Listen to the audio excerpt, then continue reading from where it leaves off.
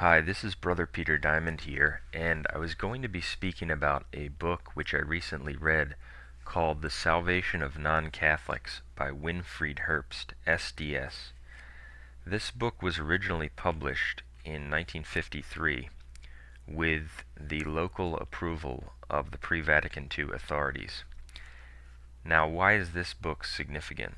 This book is particularly significant because it was recently reprinted and republished by a so-called traditionalist group, a sedevacantist independent group called the Catholic Research Institute. And this group is affiliated with a so-called traditionalist priest named Father Kevin Valancourt. And the heresies against the dogma outside the church there is no salvation that are contained in this book, The Salvation of Non-Catholics, are quite astounding. And it's very important to consider because it reveals how the traditionalists and the sedevacantists who believe in baptism of desire utterly deny the dogma outside the church there is no salvation.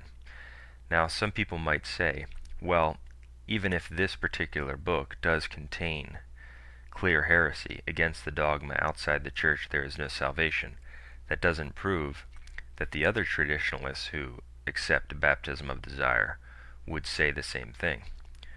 Well, actually, it does go a long way in demonstrating that essentially all of them accept this heresy because, number one, we've demonstrated in our material that they basically all believe in the same thing on this issue, that baptism of desire can apply to people who don't even accept Christ, who even reject Christ, etc. But to further illustrate the link between all of these groups and their denial of the dogma, this group called the Catholic Research Institute, which republished this book I'm going to be speaking about, The Salvation of Non-Catholics, also published the booklet called Father Feeney, the Pope Has Spoken. And in this talk I'm going to be discussing this booklet as well. And this booklet was significant because certain individuals who had agreed with us on the dogma outside the church there is no salvation, or at least indicated to us that they were in agreement that you had to be a baptized Catholic, that you truly had to have the Catholic faith to be saved, were persuaded by this booklet, Father Feeney, the Pope Has Spoken, to abandon their position. And so it's important to consider some of the things in it, and which I will do after I talk about the other booklet.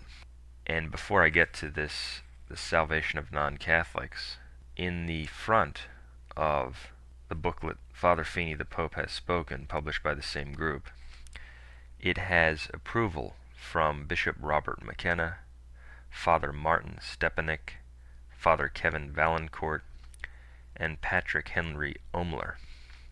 So, all four of those individuals are agreeing with what's in Father Feeney, the Pope Has Spoken.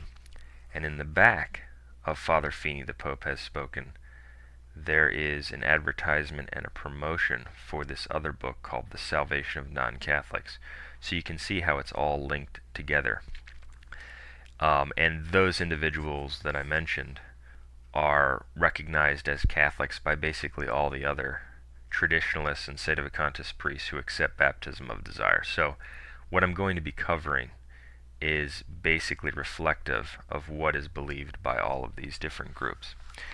So let's get to this book, The Salvation of Non-Catholics, which I have to say is probably the most heretical book I've ever seen in terms of one that purports to deliver the pre-Vatican II teaching on outside the church there is no salvation.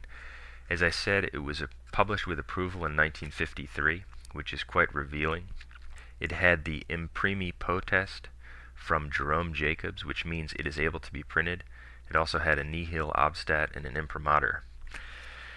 Now, on page 5 of this book, it fields the question, is it true that all non-Catholics are simply excluded from eternal salvation? Answer, it is not true. So it says that non-Catholics can be saved. On page 7, it expounds upon this and expands upon its belief, and it says that a heathen, quote, who has never heard even the name of Christ, who obeys the natural law according to his lights, and dies a heathen, to all appearances. So this is an example it's giving of a heathen who can be saved. So someone who obviously is not a Catholic. On page 10, it goes on to explicitly state that people can be saved who are, quote, outside the church. Regarding the salvation of those who remain outside the church, we know, as the Catechism says, that they who remain outside the Catholic Church through no grave fault of their own, and who do not know it as the true Church, can be saved by making use of the graces which God gives them, end quote. Now, I'm not going to be repeating in detail the dogmatic definitions that outside the church there is no salvation. But if that's a truth rather than just a fiction, which Catholics know it is a truth, it's a defined dogma, it's a divinely revealed truth, then that means that there are no exceptions. If people can be saved outside the church, then the dogma outside the church there is no salvation is simply a myth. It's simply a lie. So what we have here is blatant heresy, a word-for-word denial of the dogma. Now what's very interesting is, in this same context, it goes on to say that these people who can be saved outside the church cannot be called Catholics. Quoting from page 11, "Can those people be called Catholic? I maintain that they cannot. While I do not for an instant doubt that they belong to the church in some way, I maintain that they cannot be called Catholic." End quote. So, he's saying that these individuals who are saved are not even Catholic. Well, that in itself is blatantly heretical, because it's been defined at least 4 times that you must have the Catholic faith. Pope Eugene IV at the Council of Florence, Session 8, 1439, dogmatically reaffirming the Athanasian Creed, said, quote, "Whoever wishes to be saved before all things, it is necessary that he holds the Catholic faith. Unless a person keeps this faith whole and undefiled, without a doubt he will perish eternally." Pope Pius IV at the Council of Trent proclaimed solemnly, "This true Catholic faith, outside of which no one can be saved." End quote. Pope Benedict XIV, Nuper ad nos, March 16, 1743, quote, "This faith of the Catholic Church, without which no one can be saved." End quote. Pope Pius IX, First Vatican Council, Profession of Faith, quote, "This true Catholic faith, outside of which none can be saved." End quote. So, on page 11 we have a blatant denial of the dogma that you need the Catholic faith, a bold admission that the people they think are saved are not even Catholic. So this is just putrid and horrible heresy, a total denial of the dogma, and all of the definitions excluded all exceptions. Never once, and there have been more than 7 infallible definitions on outside the church, there is no salvation, never once were any exceptions mentioned or any clarifications. What we have here is a new religion, a departure from traditional Catholic dogma, an invention. Now, it gets even worse, believe it or not. On page, moving along to page 21, it utters even new heresies. It says, fields the question, do Protestants go to heaven? This is page 21. If they live good lives. Yes, also Protestants, and even those who do not attend any church can save their souls. Everyone who lives faithfully according to his conscience will save his soul. End quote. So here we have the statement that you can be saved in any religion, any church, and everyone who lives faithfully according to his conscience can save his soul. Well, obviously this is gross heresy, pure religious indifferentism, and obviously contrary to the dogmatic definition of Pope Eugene IV, in which he declared that all the pagans, all the heretics, all the schismatics, all the Jews, nobody, unless he's joined to the Catholic Church, can be saved. But also, this is almost exactly what is condemned by Pope Pius IX in the Syllabus of Errors from 1864, error number 15, which is condemned, says, quote, "Every man is free to embrace and profess that religion which he, led by the light of reason, thinks to be the true religion." Condemned. And so that's what you have here asserted in this booklet, promulgated and republished by sedevacantist so-called traditionalists, a so-called traditionalist group. It gets even worse, because not only does it say that someone can be saved no matter what church he attends, whoever lives according to his conscience, quote, but it even says on page 22 that someone who hates the church can be saved. And it's describing how these people and who these people are. It says, "They are in some way related to the church without knowing it, in spite of themselves often enough. For even when they hate the Catholic Church, they really do not hate the church, but what they think it is." So we've seen that they say that a heathen can be saved, someone who hates the church can be saved. Clearly, they believe that someone who hates the Lord can be saved. And this is important to consider for a moment, because obviously we can quote and have quoted all the dogmatic definitions which declare that all the pagans, all the Jews, all the Muslims, etc. are lost. But I would ask people simply to focus in on the dogmas which declare that there is one Lord and one faith. Okay? There have been many dogmatic definitions reiterating this truth. And of course, everyone knows that the church is one in faith. But if you think more deeply about the meaning and the significance of that, the evil behind this heresy that we're covering really comes out. For instance, Pope Clement V at the Council of Vienne, in its dogmatic definition, stated, "There is one universal church, outside of which there is no salvation, for all of whom there is one Lord, one faith, and one baptism." For all of whom there is one Lord. There is one Lord. Now, if someone hates the Lord, okay, could he have the same Lord as someone who accepts the Lord? Someone who believes in Jesus, and therefore accepts the one Lord of the Catholic Church, could he be said to have the same Lord, the one Lord, as another man who hates Jesus? Of course not. It's absurd. It's insane. It's outrageous. But that's what these people are saying. So one should hopefully be able to see that by holding this heresy, they completely deny and make a mockery of the unity of faith in the church, the dogma that all in the church have one faith. They do not believe that the church is one in faith. It actually gets even worse in this booklet, believe it or not. It says that on page 24, well, before I get to that, let's look at page 23. It also says in this booklet that most non-Catholics are of goodwill. So the impression you're given is that it's open to the idea that most non-Catholics can be saved. And that's one of the points I want to emphasize, is that once you or a person holds this heresy that it's possible to be saved as a heathen in another religion, okay, then one has to be open to everything, because at that point one couldn't have any internal conviction. There's no barrier holding back any kind of salvation in any religion for any number of people, because the dogma says that none of them are saved. So once you depart from that, you would have to be open to the fact or the idea that most non-Catholics are saved.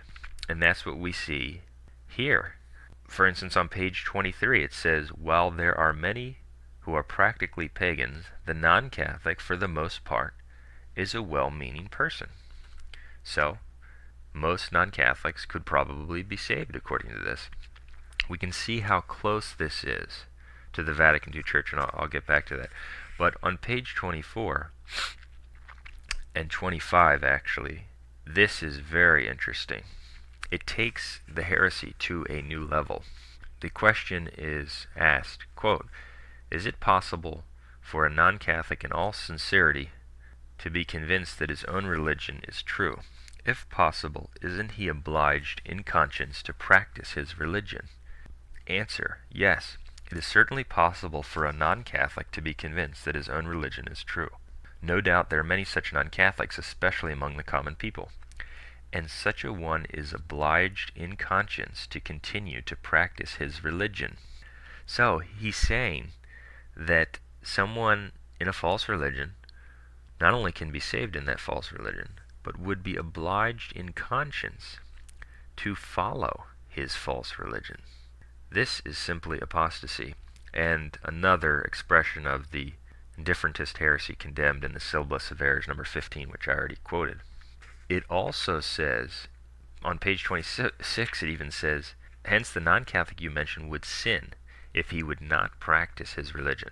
So he would sin if he didn't practice his false religion, according to a booklet published by the Catholic Research Institute, a so-called traditionalist organization, so-called sedevacantist organization.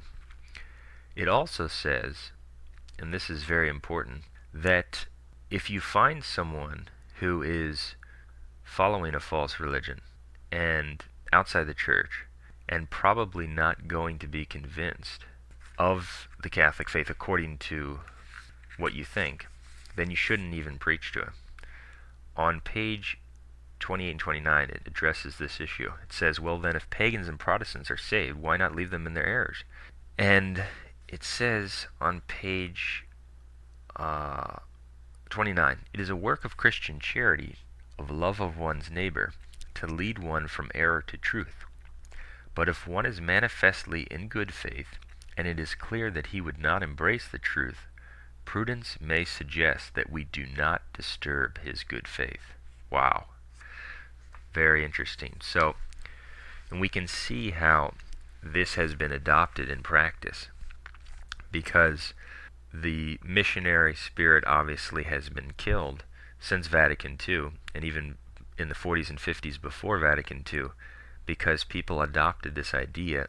They lost the faith and the conviction that you have to be Catholic to be saved.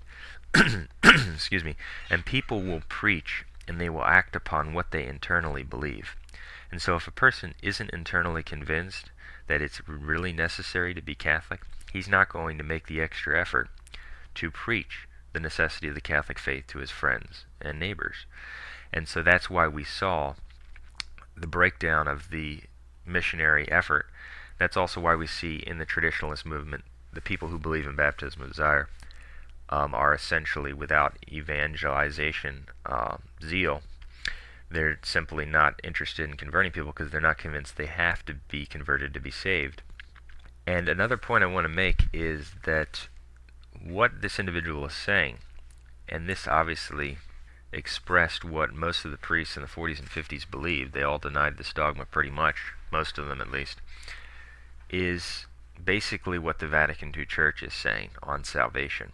And so this is relevant for our position that you can attend the Mass. We believe certain people who hold a heretical position, maybe a certain priest who's more reasonable, who's not notorious or imposing about his heresy. Not a priest like this, but someone who would be more reasonable on the issues, although he would be holding a heretical position. We believe you could go to him without supporting him, because if one holds the position that it's absolutely off limits to attend the Mass of any priest who's holding a heretical position, well, then you would have had to have stayed home in the 40s and 50s and told everyone else to stay home under pain of mortal sin and heresy, because basically all the priests, as this book provides further evidence of, were holding a heretical position at that time, clearly denying the dogma. And so it's really interesting how this represents the total breakdown of faith in the years before Vatican II. And what I'm quoting here is, it's very dark. I mean, this is dark stuff. I mean, someone who would believe this is not remotely Christian. He's not remotely Catholic. And what's scary is that this is what most of these traditionalists believe in baptism of desire. And what's so deceptive and frightening is that it doesn't always come out. It only comes out when they're queried or when they happen to be addressing what they think on that point, it very often, sits under the surface. And so some people will say, no, my priest doesn't believe that. Well, they do. And someone who would believe this cannot be saved because he has rejected the faith of the church. He doesn't have the grace of faith. And so, now that I've covered some of the main heresies in this booklet, let me just recap quickly before I move on. It says a heathen can be saved. It says people outside the church can be saved.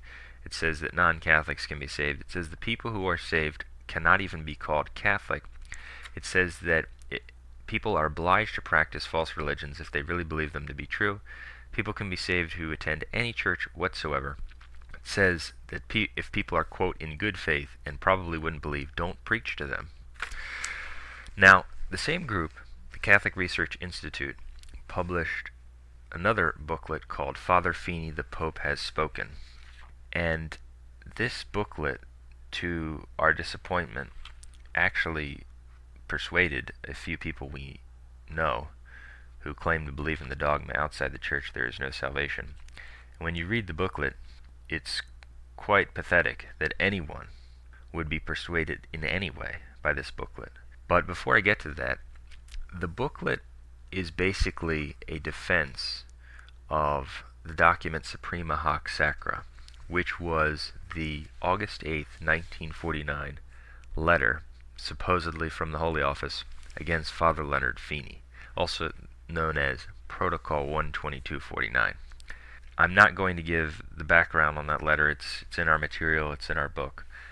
But before I discuss what's in the booklet, Father Feeney, the Pope Has Spoken, it's important to pin down the main heresy of Suprema haec sacra. Now, we've criticized it and pointed out the heresies in it in other places, but I want to focus on one heresy in it because both of these booklets, The Salvation of Non-Catholics and Father Feeney, the Pope Has Spoken, are basing their heretical new understanding of outside the church there is no salvation on Suprema haec sacra. They thought that the church clarified what it means in this document.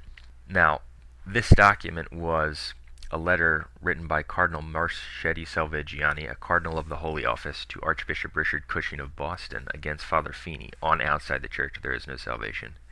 It was not infallible. Holy Office letters and decrees, as we've pointed out, are not infallible. There are two forms of documents that can come out of the Holy Office. There's common form documents and specific form documents, or they can be approved by the Pope in common form or specific form.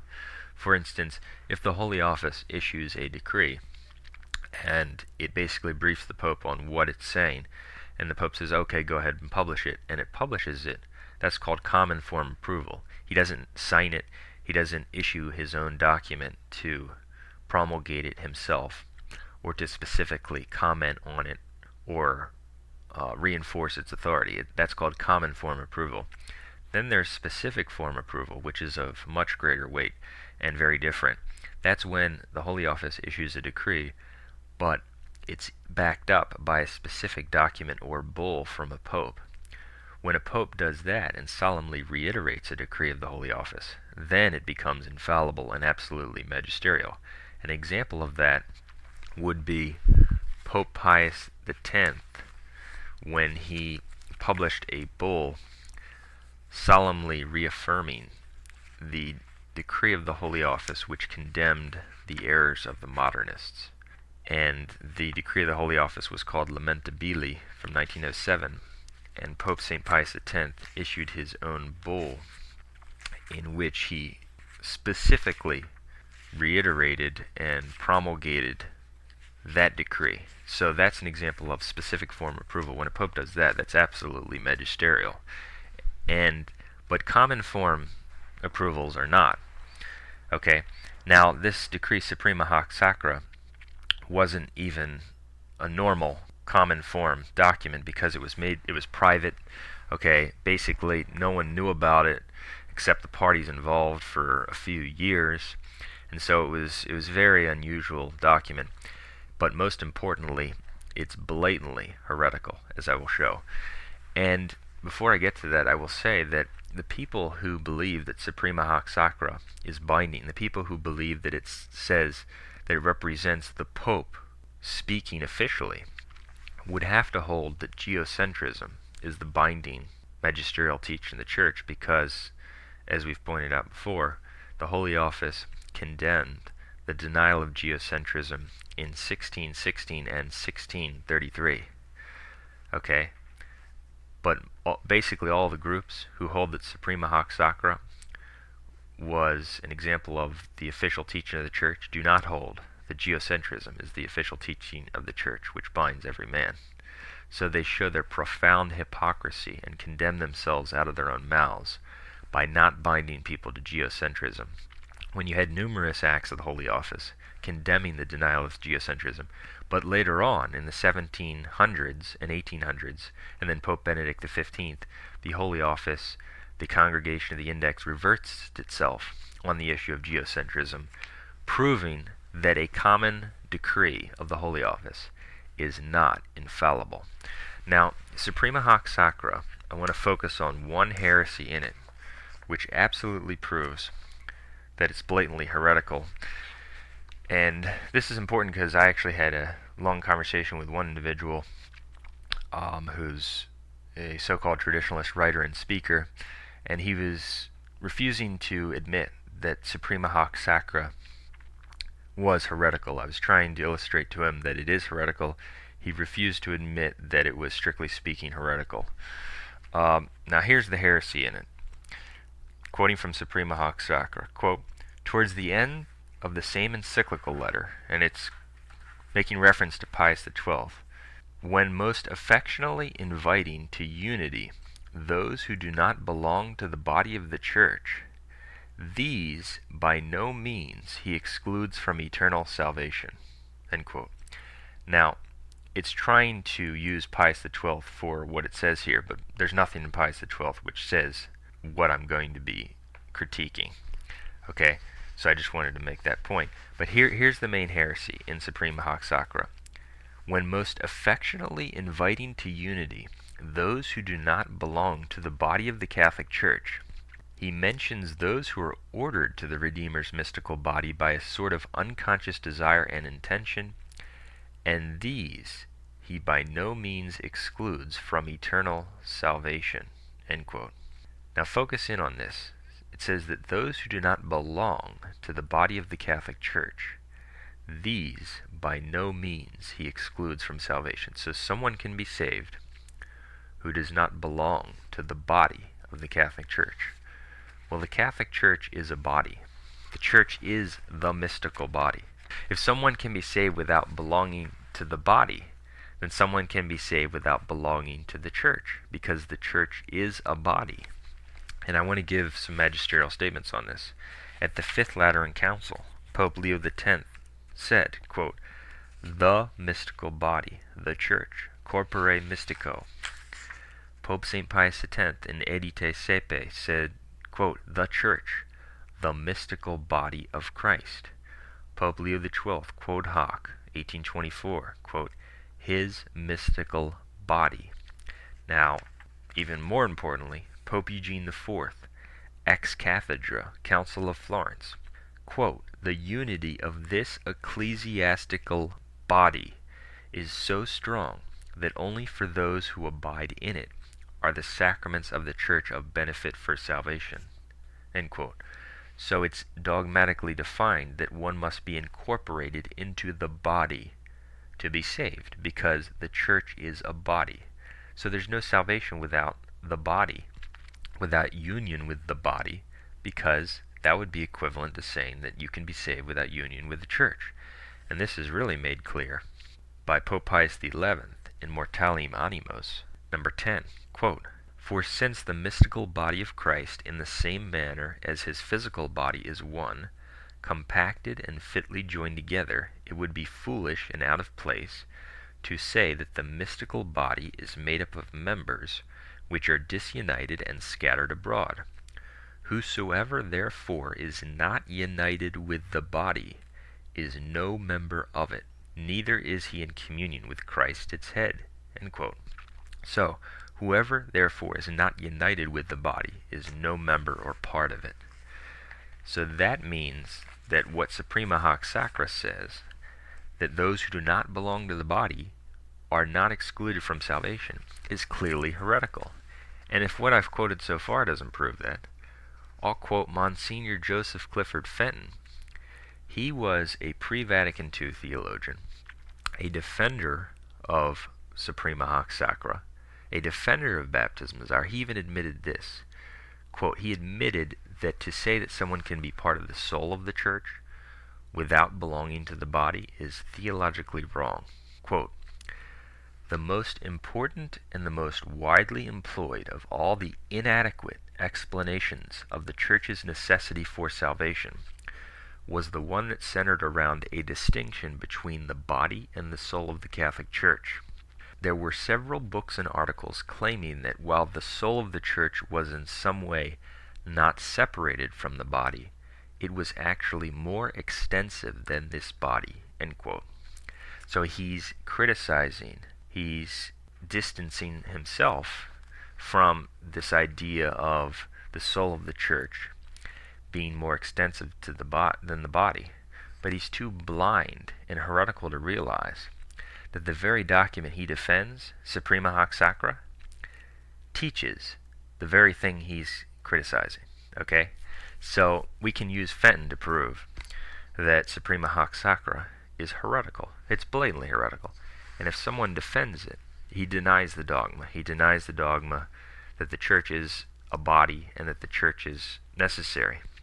I could quote other things on this point, but I wanted to pin down that main heresy because Suprema haec sacra is the foundation for not only the post-Vatican II denial of the dogma, the traditionalist baptism of desire denial of the dogma, but what is promoted in these two booklets I've been speaking about. And so now I want to move on to this booklet, Father Feeney the Pope Has Spoken. It's very short, and basically all it is it gets into showing the procedures of the Holy Office, how the Pope is the prefect of the Holy Office, how they meet and brief the Pope, etc. And so basically what they want to accomplish in this booklet is create the impression that since this letter, Suprema haec sacra, was sent out by a cardinal of the Holy Office, that it's unthinkable that Pope Pius XII couldn't have agreed with it. The document even says he agrees with it, and therefore the Pope must have spoken, and it must be the teaching of the Church. Now, this booklet is only appealing and only persuasive to someone who has faith in the man, rather than faith in the office, okay? It's only appealing to people who really don't believe. They're only persuaded by the man, rather than the office. Because a Catholic would immediately conclude when confronted with this type of argument, wait a second, the Church has already defined the dogma outside the Church's salvation many times. Never were any exceptions mentioned. Never was it asserted that you can be united to the Church without being a member of it, without knowing the faith, without having the faith, etc. So if these people of the Holy Office, and even if Pius XII agreed with this, you don't revise or change your faith. You don't modify the dogma. You would have to conclude that Pius XII departed from dogma. That's what a Catholic would conclude. But a person who has faith only in the man, not in the office, revises his faith based on what the man says, because his faith is not rooted in the power, in the protection of the office exercised by the predecessors in the Holy See.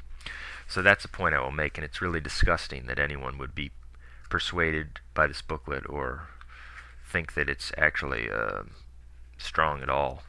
So essentially the argument of the booklet is that Pius XII was involved in the promulgation of this document and therefore it was necessarily the document of the magisterium. And as I mentioned, that's easily refuted by the fact that there's nothing specifically from Pius XII which teaches this kind of heresy.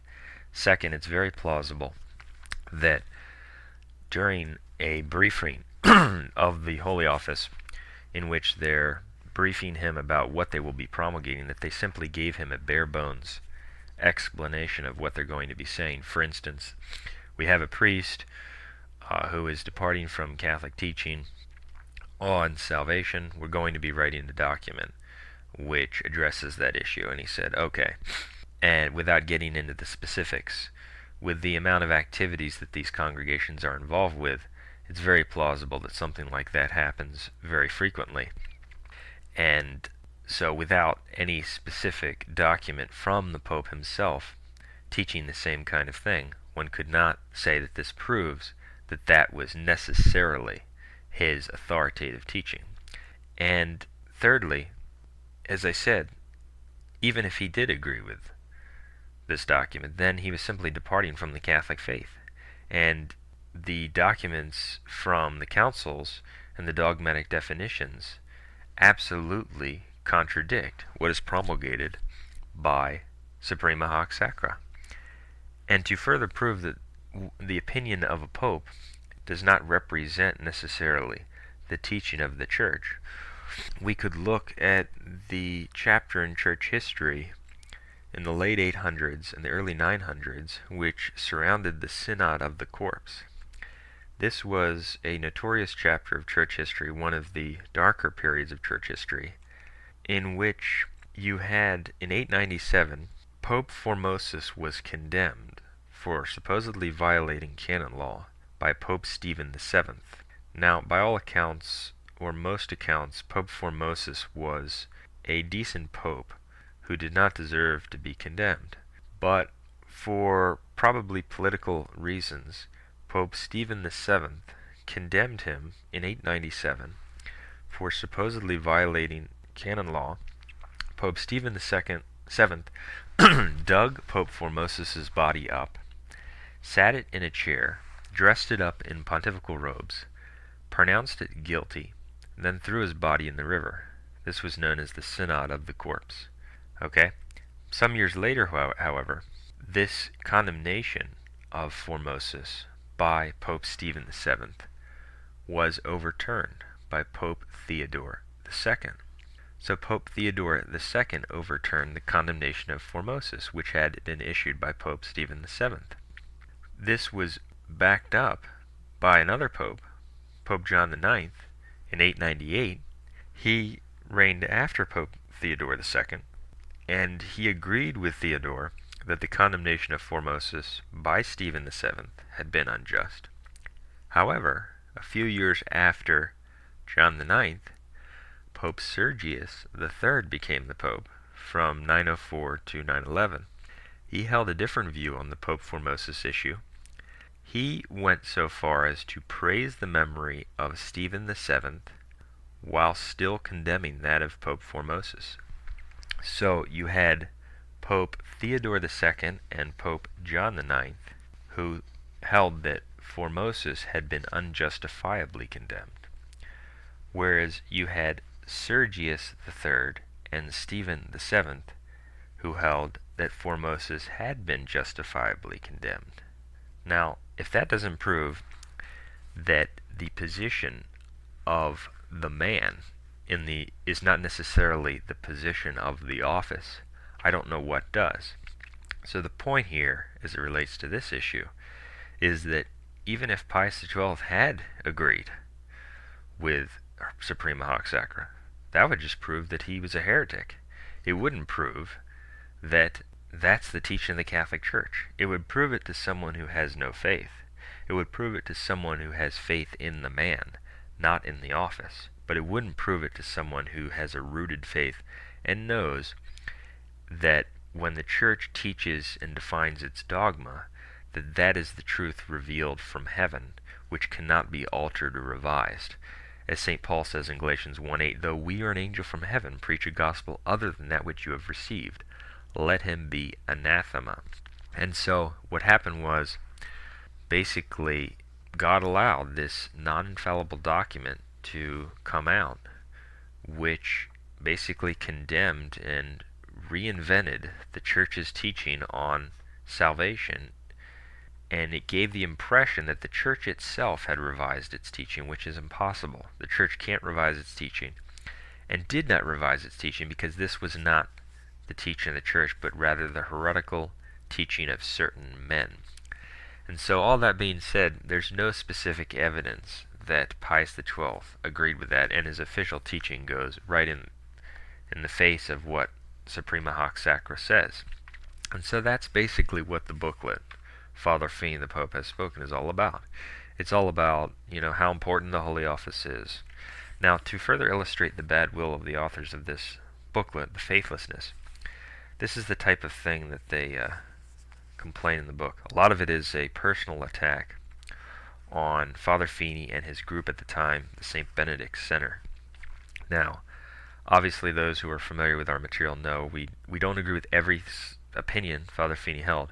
However, we believe that he was strongly defending the dogma at that time in the 50s and the 40s against the pack of modernists and heretics who were holding that you don't have to be Catholic, holding the very heresy that we covered in this book, The Salvation of Non-Catholics. And Father Feeney clearly believed that it was truly necessary to accept Jesus Christ in the Catholic faith and baptism. And he was defending that against people who were denying it. But basically, much of this little booklet is simply a personal attack about his group. And on page 26, it really illustrates their blindness, their folly, their bad will. It says, quote, "When St. Benedict Center transformed its lecture program into St. Benedict Center School, neither the Society of Jesus nor the Archdiocese of Boston was consulted." End quote. So they're criticizing St. Benedict Center for transforming its lecture program into a school without consulting the Jesuit order or the Archdiocese. Oh boy, that's really, really bad, isn't it? The fact that they would actually dare to transform their lecture program into a school without consulting the Jesuits or the Archdiocese. The Jesuits, who at that time were holding that you don't have to be Catholic, the diocese which that time whose head was Richard Cushing, who was mocking the dogma outside the church, there's no salvation, of course they wouldn't consult them. Who would? Those people had embraced modernist heresy, so who cares what they think?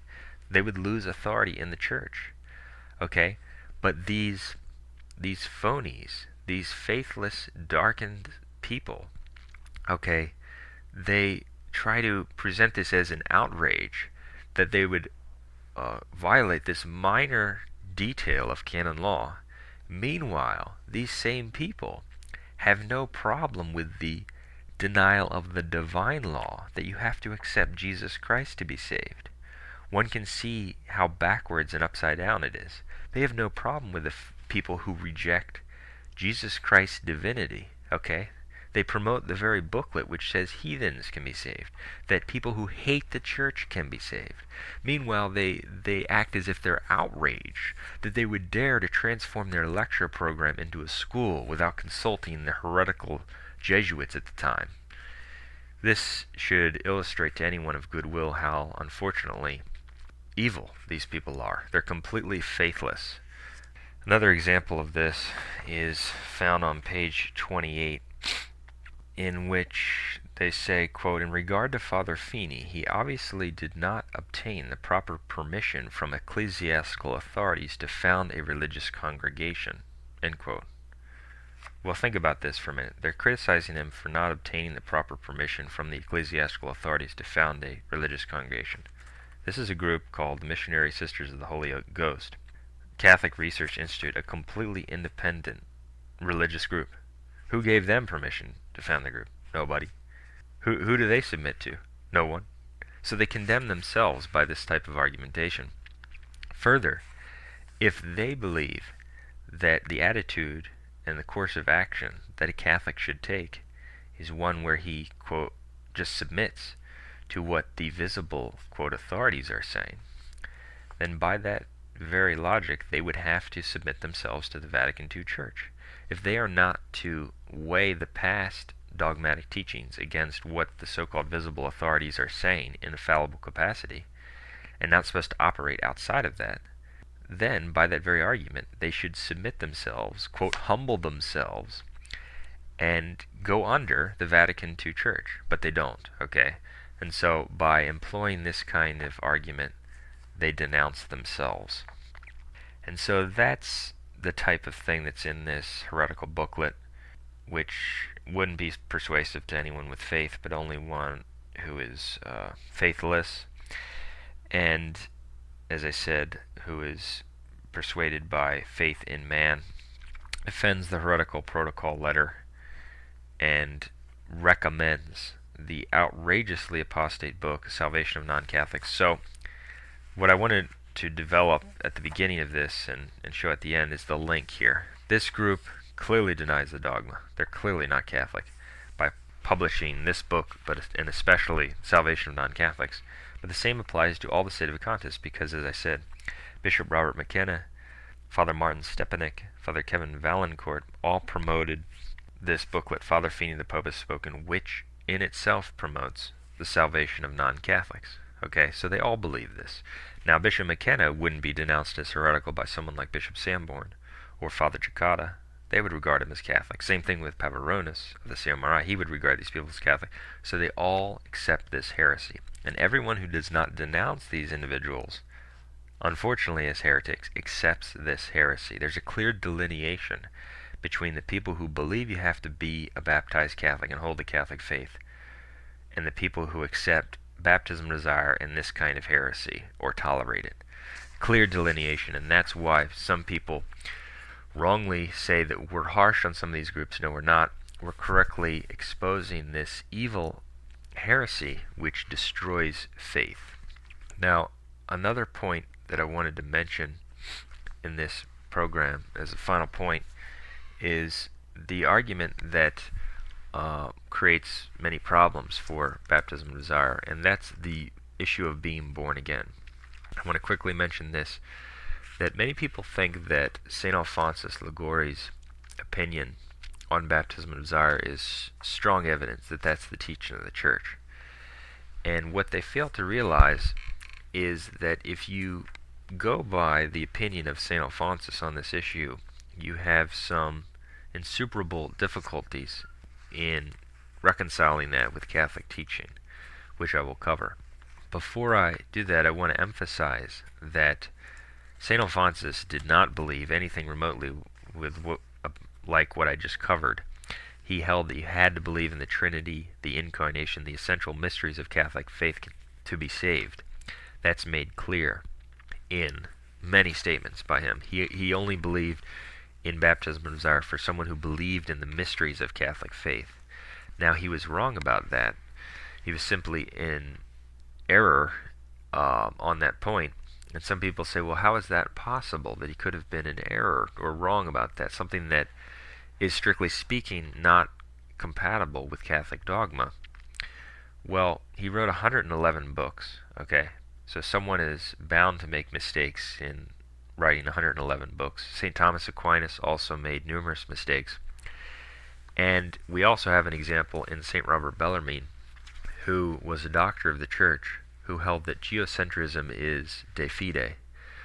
In 1616, when the Holy Office denounced the denial of geocentrism, St. Robert Bellarmine was involved, supportive, aware of what was going on. So he held that geocentrism was de fide, but popes after that, a couple hundred years later, specifically Pope Benedict XIV and others before, and also Pope Benedict XV, did not hold that position.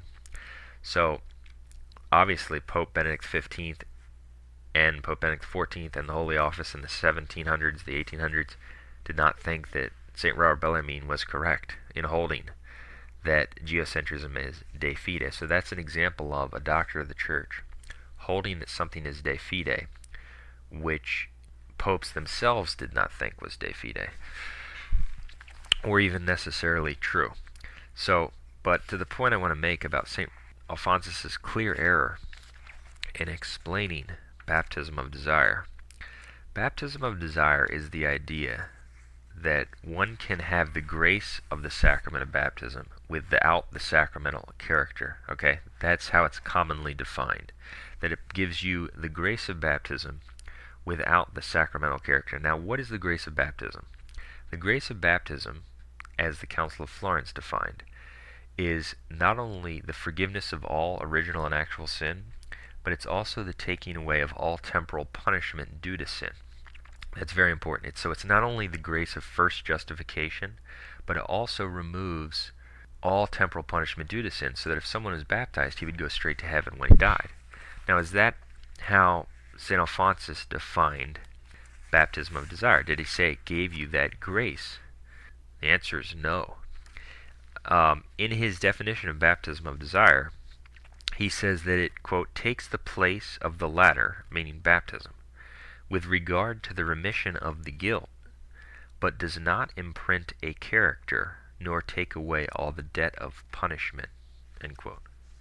Think about that. A lot of people just pass right over that, but if you focus in here, he says that baptism of desire takes the place of baptism with regard to the remission of the guilt, meaning it forgives the sins, but does not imprint a character nor take away the debt of punishment.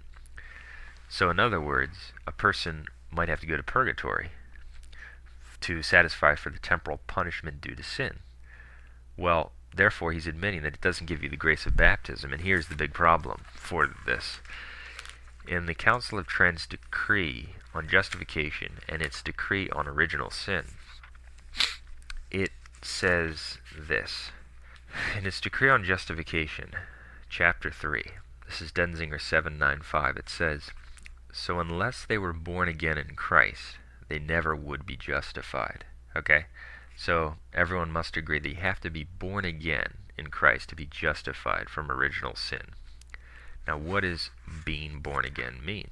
Well, in the decree on original sin, Denzinger 792, we read, for in those who are born again, God hates nothing, because there is no condemnation to those who are truly buried together with Christ by baptism unto death, putting off the old man, putting on the new, who is created according to God.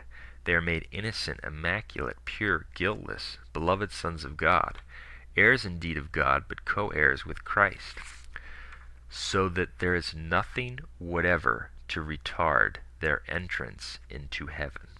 Let me repeat that. So that there is nothing whatever to retard their entrance into heaven, end quote. So it's defined that you must be born again. It's defined that being born again means that you receive the forgiveness of everything, the temporal punishment due to sin, so that you would go straight to heaven. Problem for baptism of desire. Because St. Alphonsus, okay, the most probably impressive definition that they could bring forward of baptism of desire is not compatible with this, because he admits it doesn't give you the taking away the temporal punishment due to sin. So they would have to admit that it doesn't give you spiritual rebirth, because according to the Council of Trent, spiritual rebirth is the remission of the temporal punishment due to sin. So this is a clear proof that baptism of desire is not reconcilable with Catholic teaching. It's not reconcilable with dogma. And it's a clear proof that St. Alphonsus isn't even explaining it correctly, the way it would have to be explained for it even to begin to be argued. Okay, we know it's false, but this is just a clear example of how it's false. Now, the root of St. Alphonsus' error here is that in the very same context, he tries to substantiate his opinion here by quoting the Council of Trent, Session 14, Chapter 4. Well, that's another error, because Session 14 of the Council of Trent deals with the sacrament of penance. It's not about baptism. And the chapter he's citing is about how someone who desires the sacrament of penance can be justified. Okay, it doesn't say anything about baptism. And so he falsely applies what is said about penance to baptism. And by doing so, that's where he makes the error about the temporal punishment due to sin.